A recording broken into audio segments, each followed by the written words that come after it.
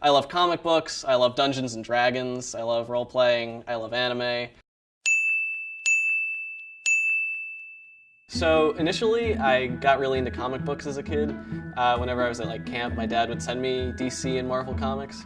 Me and my friends were also into superheroes, so we would pretend to fight each other, take each other on, and save the city. When I have people read my comic, I really want it to be sort of a distraction from everyday life. My comics are sort of cartoony because when you're making fun of everything, you're having a lot more fun than if everything is just really serious and down to earth. When I met my friends sophomore year of high school, they call themselves the Bros, and it was just really great having these people who you could be weird around. The core members are, I would say, myself, Dan Black, Aaron, Jake, Sarah, and Kat. We did have girls in the Bros. We liked video games, and we didn't care. We would make fools of ourselves. If you're entertaining each other and you're having fun, it just doesn't really matter.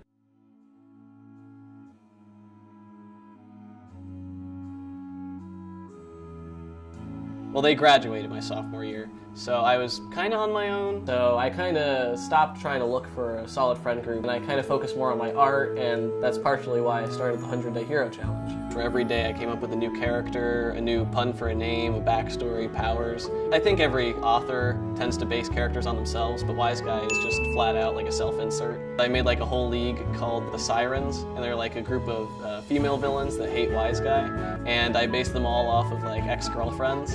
It was funny to take what traits annoyed me about them and then turn them into villains. Drama Queen, which was based on a girl who was in the theater program. She's such a good actor that she can sort of pantomime things into existence. She's so fake that she fakes it until she makes it.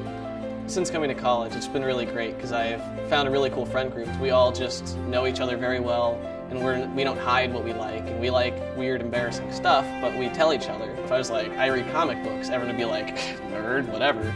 But quite frankly, I'm not trying to reach the lowest common denominator because everyone likes stupid, embarrassing stuff.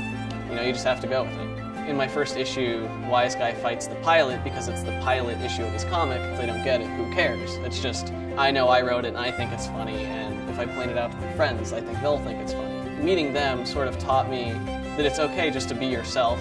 The only important thing is being who you are.